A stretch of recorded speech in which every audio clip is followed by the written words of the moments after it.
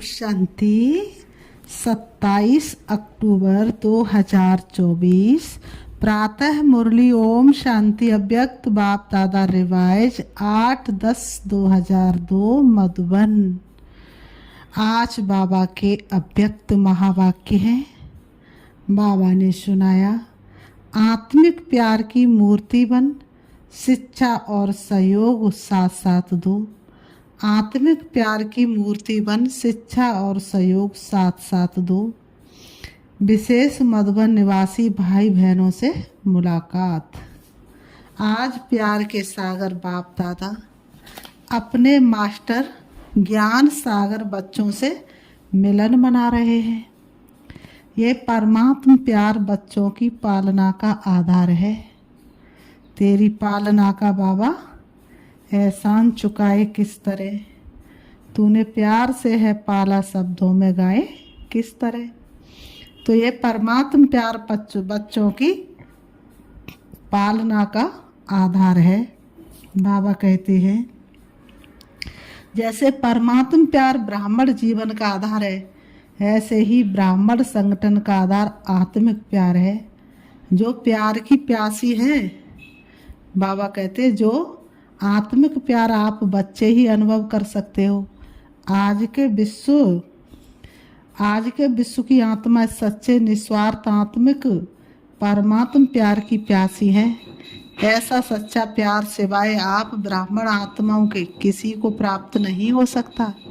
प्यासी आत्माओं की प्यास पूर्ण करने वाले अपने को हर समय परमात्म प्यार व आत्मिक प्यार में समाये हुए अनुभव करते हो ना। तेरी पालना का बाबा एहसान चुकाए किस तरह, तूने प्यार से है पाला शब्दों में गाए किस तरह।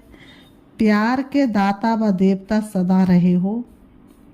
चलते फिरते आत्मिक प्यार की वृत्ति, दृष्टि, बोल, संबंध, संपर्क अर्थात कर्म अनुभव करते हो। कैसी भी आत्मा हो, लेकिन आप ब्राह्मणों की नेचुरल वृत्ति ब्राह्मण नेचर बन गई है। बनानी पड़ती है या बन गई है।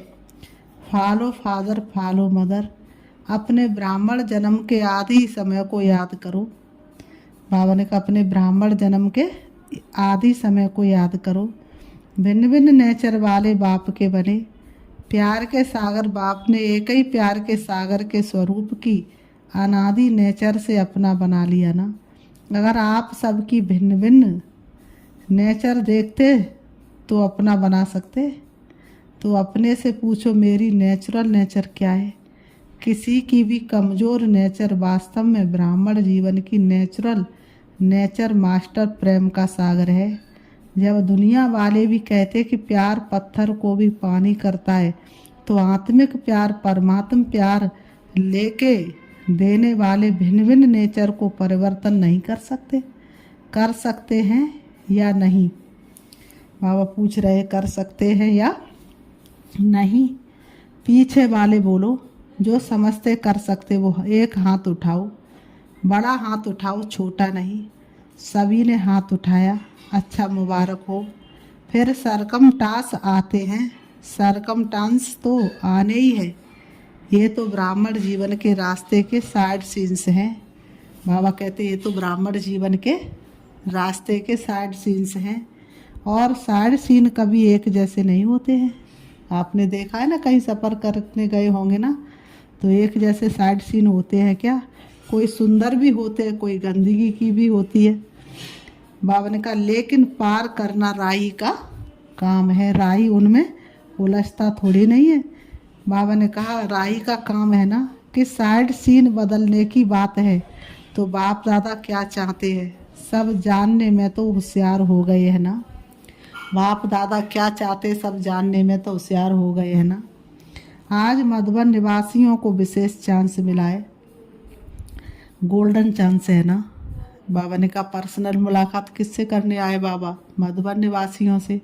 तो बाबा कहते, गोल्डन चांस है ना। अच्छा, इस गोल्डन चांस का रिटर्न क्या? बड़े उमंग उत्साह से चांस लिया है। वैसे नीचे बैठने वाले भी मधुबन निवासी हैं। मधुबन निवासी भाई बहनों के अलावा अन्य सभी पांडा भवन में मुरली सुन रहे हैं। लेकिन आज सिर्फ ग्रुप ग्रुप को मिलने का चांस है। इतना इकट्ठा तो बाबा ने कहा, इतना इकट्ठा तो दूर दूर हो जाते हैं, इसलिए थोड़े थोड़े भाग बनाए हैं। बाकी है सभी मधुबन निवासी। बाबा कहते जब सेंटर पर रहने वालों की भी परमानेंट एड्रेस मधुबनी है ना, बाबा ने कहा सेंटर पर जितने भी भाई बहन समर्पित है उनकी परमानेंट एड्रेस क्या है? मधुबन निवासी। तो ब्राह्मण अर्थात परमानेंट एड्रेस मधुबन, घर मधुबन है, बाकी सेवा स्थान है। सबका घर कहाँ है? मधुबन। और सेंटर क्या है? सेवा स्थान है। सेवा के लिए सेंटर पर जाते, बाकी परमानेंट घर तो मधुबन। तो नीचे वाले ऐसे नहीं समझे कि आज हमको मधुबन निवासियों से निकाल लिया है। नहीं, आप सब मधुबन निवासी हैं। सिर्फ आपको सामने बाप दादा देखने चाहते हैं तो छोटे ग्रुप में देख सकते हैं। अभी देखो पीछे देखने वाले भी इतने स्पष्ट नहीं दिखाई देते हैं, ये नज़दीक वाले स्पष्ट दिखाई देते हैं, लेकिन पीछे वाले दिल से दूर नहीं। वह कैसे कैसे हर बच्चे को बहलाता है। कितना प्यार किया बाबा तुमने, इतना कोई कर सकता है क्या? नीचे वाले भी दिल से दूर नहीं है। तो बाप दादा यही चाहते हैं कि वर्तमान समय प्रमाण लव और लॉ का बैलेंस रखना पड़ता है, लेकिन लॉ और लव का बैलेंस मिल करके लॉ नहीं लगे, लॉ में भी लव महसूस हो।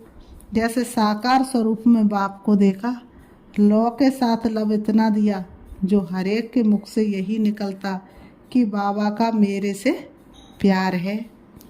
ओहो बाबा आपने ये कैसा जादू फेरा है, और जिसको देखो वही कहता बाबा तो बस मेरा है, मेरा बाबा है। बाबा ने कहा लॉ जरूर उठाओ, लेकिन लॉ के साथ लब भी हर एक के लब भी दो। सिर्फ लॉ नहीं, सिर्फ लॉ से कहाँ कहाँ आत्मा कमज़ोर होने के कारण दिल शिकस्त हो जाती है।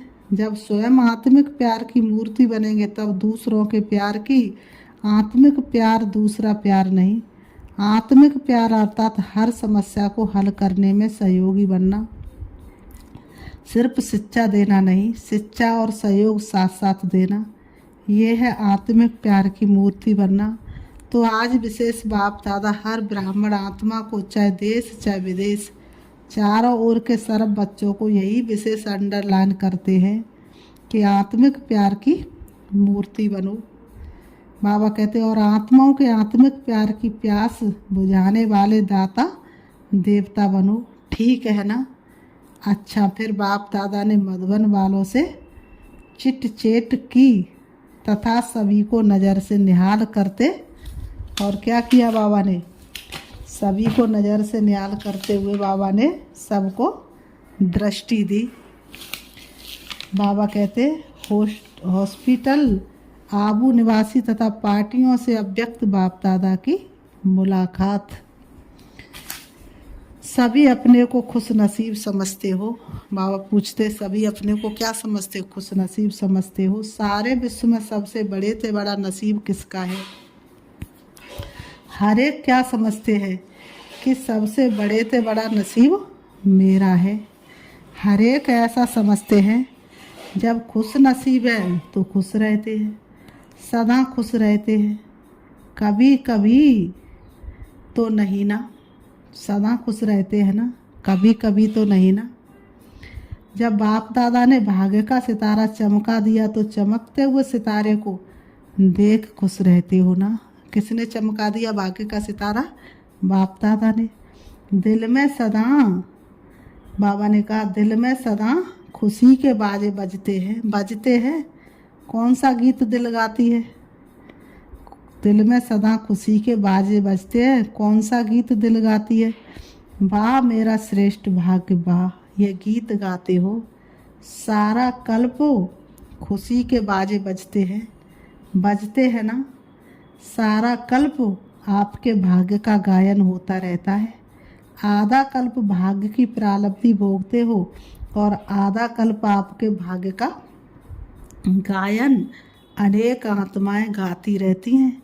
सबसे विशेष बात है कि बाप को सारे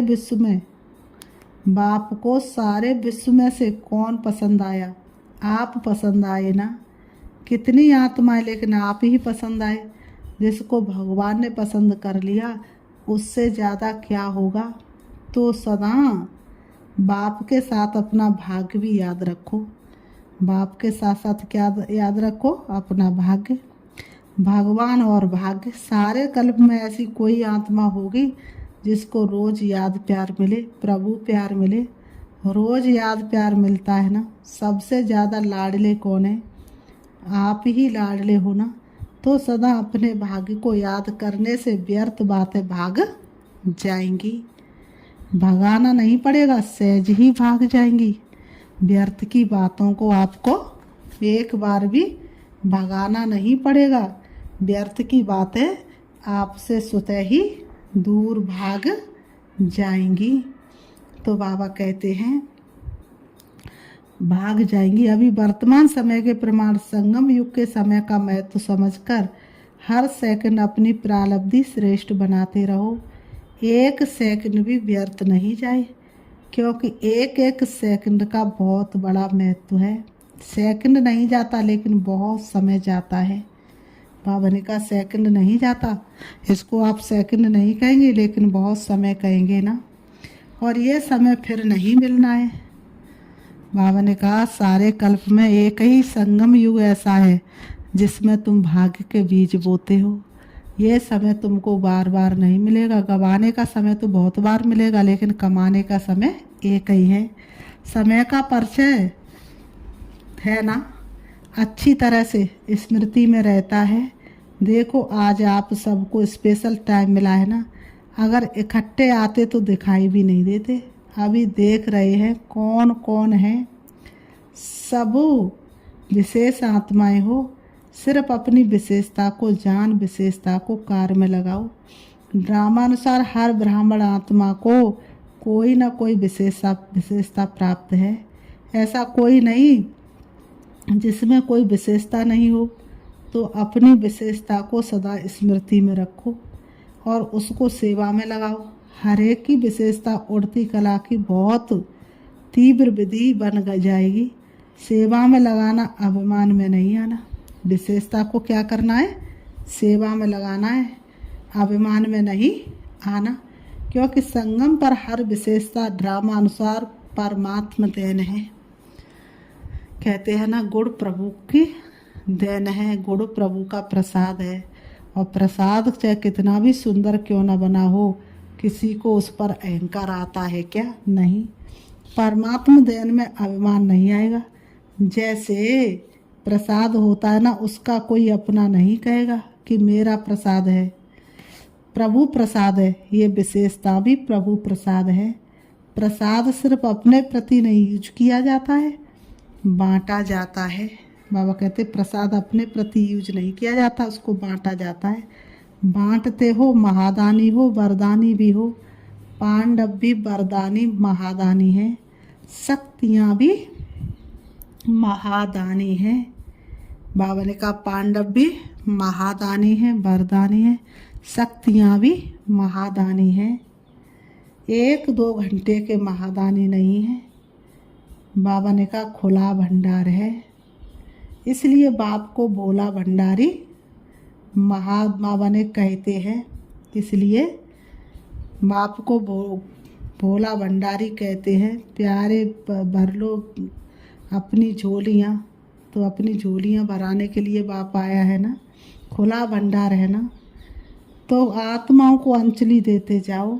कितनी बड़ी लाइन है भिखारियों की, और आपके पास कितना भरपूर भंडार है, अखुट भंडार है। खुटने वाला है क्या?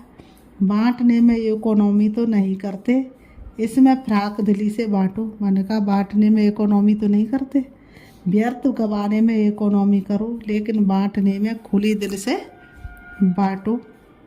सदगुण का धन बड़ा निराला बांटो, बढ़ता जाए, इसे ना कोई लूट सके, ये ना कभी खुट पाए। सभी खुश है। कभी कभी थोड़ा थोड़ा होता है, कभी मूड ऑफ, कभी मूड बहुत खुश। ऐसे तो नहीं है ना। फॉलो फादर बाप दादा मूड ऑफ करता है क्या? बाबा कहते हैं तो फॉलो फादर है ना, बाप दादा के पास स्पेशल ब्राह्मण बच्चों के लिए टीवी भी है, उसमें सबकी भिन्न भिन्न मूड आती है। बाबा कहते कितना मज़ा आता होगा देखने में। सदा महादानी बनने वाले ही सदा महादानी बनने वालों की मूड बदलती नहीं है। दाता है ना, देते जाओ। देवता बनने वाले माना देने वाले, लेवता नहीं। बाबा कहते तुम लेवता नहीं क्या हो, देवता हो। कितने बार देवता बने हो, अनेक बार बने हो ना। तो देवता अर्थात देने के संस्कार वाले।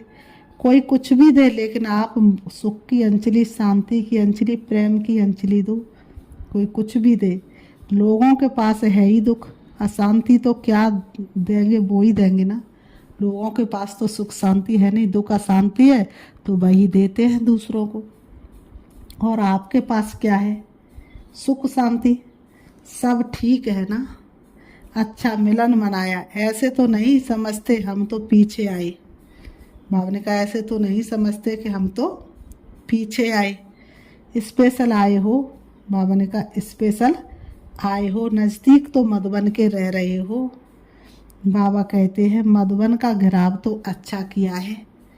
बाबा ने कहा मधुबन का घिराव तो अच्छा किया है ना। हॉस्पिटल वाले भी सेवा अच्छी कर रहे हैं, शांति बन के भी बहुत है। पार्टी वाले सिकीलते हैं, थोड़े हैं इसलिए सिकीलते हैं। बाबा कैसे सबको बहलाते रहते हैं। बाबा कहते थोड़े इसलिए कैसे हैं, सिकीलते हैं। बाबा ने कहा, बाबा कहते हैं फॉरेनर्स के बिना भी शोभा नहीं, इसलिए हर ग्रुप में अपनी शोभा बढ़ाने आ जाते हैं। किसी को बाबा कम नहीं रखता, सभी को एक से एक आगे रखते हैं। तो अच्छा, फिर बाबा ने कहा अच्छा, सेवाधारियों से अव्यक्त बाप दादा की मुलाकात। बाबा कहते हैं सभी सेवा के निमित्त अपना भाग्य बनाने वाले हो, क्योंकि इस यज्ञ सेवा का पुण्य बहुत बड़ा है। बाबा कहते हैं इस यज्ञ सेवा का पुण्य बहुत बड़ा है। बाबा ने कहा तन से सेवा तो करते हो, लेकिन मन से भी सेवा करते रहो तो डबल पुण्य हो जाता है। मनसा सेवा और तन की सेवा। जो भी आते हैं सेवाधारियों की सेवा से वायुमंडल में देख करके अपना लाभ लेकर जाते हैं। तो जितने भी आते हैं सेवा के समय उतनी आत्माओं का पुण्य या दुआएं जमा हो जाती हैं। ऐसे सेवा करते हो तन से भी और मन से भी। डबल सेवादारी हो या सिंगल, सिर्फ तन की कर रहे हो मन की नहीं। तो बाबा पूछ रहे डबल सेवाधारी हो या सिंगल, कौन हो? डबल। डबल करते हो ना? बाबा पूछ रहे डबल करते हो ना? सेवा का प्रत्यक्ष फल भी मिलता रहता है। ऐसा कोई भाई बहन है जो बाबा की सेवा करने के बाद खुशी ना मिली हो? तो सेवा का प्रत्यक्ष फल क्या है? खुशी। जितना समय रहते हो एक्स्ट्रा खुशी मिलती है ना। तो प्रत्यक्ष फल भी खाते हो, दुआएं भी जमा होती हैं, भविष्य भी बना और वर्तमान भी बना। बाप दादा को भी खुशी होती है कि बच्चे अपनी प्रारब्धि बहुत सहज और श्रेष्ठ बना रहे हैं। बस सेवा सेवा और सेवा। बच्चों को कौन सी दुनी है? सेवा सेवा और सेवा, दूसरी कोई दुनी तो है नहीं। बाबा ने कहा और किसी बातों में नहीं जाना। सेवा अर्थात जमा करना। जितना भी समय मिलता है तो डबल कमाई करो। बाबा कहते जितना भी समय मिलता है तो डबल कमाई करो। प्रत्यक्ष फल भी भविष्य भी, सेवा का चांस भी आप आत्माओं को प्राप्त है। सेवाधारियों से बाप दादा का विशेष प्यार होता है, क्योंकि बाप दादा भी विश्व का सेवक है। तो समान हो गए ना। मन को बिजी रखते हो या खाली रखते हो? मधुबन अर्थात याद और सेवा। चलते फिरते मन याद में या सेवा में बिजी रहे। सभी खुश रहते हो, कभी कभी वाले तो नहीं हो, सदा खुश रहने वाले। बाबा पूछ रहे कभी कभी खुश रहने वाले तो नहीं, सदा खुश रहने वाले। आपकी खुशी को देख दूसरे भी खुश हो जाते हैं। सेवाधारियों को भी टर्न मिला, खुश होना। टर्न मिला ना विशेष मधुबन बालों के निमित्त आपका भी गोल्डन चांस हो गया है। स्वयं सदा स्वमान में रह उड़ते रहो, स्वमान को कभी नहीं छोड़ो। चाहे झाड़ू लगा रहे हो, लेकिन स्वमान क्या है? विश्व की सर्व आत्माओं में श्रेष्ठ आत्मा हूँ। भले ही साधारण काम है, कर्म देखो पूरी तरह से साधारण है, लेकिन मन में स्वमान कितना शक्तिशाली। सारे विश्व की आत्माओं से मैं श्रेष्ठ आत्मा हूँ। तो अपना रूहानी स्वमान कोई भी काम करते भूलना नहीं। बाबा का नशा रहता है ना, रूहानी नशा। हम किसके बन गए भाग्य याद रहता है ना, भूलते तो नहीं हो। जितना भी समय सेवा के लिए मिलता है उतना समय एक एक सेकंड सफल करो, व्यर्थ नहीं जाए। बाबा ने कहा व्यर्थ नहीं जाए, साधारण भी नहीं, रूहानी नशे में, रूहानी प्राप्तियों में समय जाए। ऐसा लक्ष्य रखते हो ना? बाबा कह रहे तुम ऐसा लक्ष्य रखते हो ना? फिर बाबा कहते अच्छा, ओम शांति। अभी बाबा ने मुरली से वरदान दिया, स्नेह की उड़ान द्वारा सदा समीपता का अनुभव करने वाले स्नेह मूर्त भव। आज की मुरली से बाबा ने वरदान दिया, स्नेह की उड़ान द्वारा सदा समीपता का अनुभव करने वाले स्नेह मूर्त भव। स्पष्टीकरण है, सभी बच्चों में बाप दादा का स्नेह समाया हुआ है। स्नेह की शक्ति से सभी आगे उड़ते जा रहे हैं। स्नेह की उड़ान तन व मन से, दिल से बाप के समीप ले आती है। बल ज्ञान योग धारणा में सब यथाशक्ति नंबर वार है, लेकिन इसलिए स्नेह में हर एक नंबर बने। ये स्नेह ही ब्राह्मण जीवन प्रदान करने का मूल आधार है। स्नेह का अर्थ है पास रहना, पास होना और हर परिस्थिति को बहुत सहज पास करना। स्नेह का अर्थ है पास रहना, पास होना और हर परिस्थिति को बहुत सहज पास करना। स्लोगन आज की मुरली से, अपनी नज़रों में बाप को संभालो तो माया की नज़र से बच जाएंगे। अपनी नज़रों में बाप को संभालो तो माया की नज़र से बच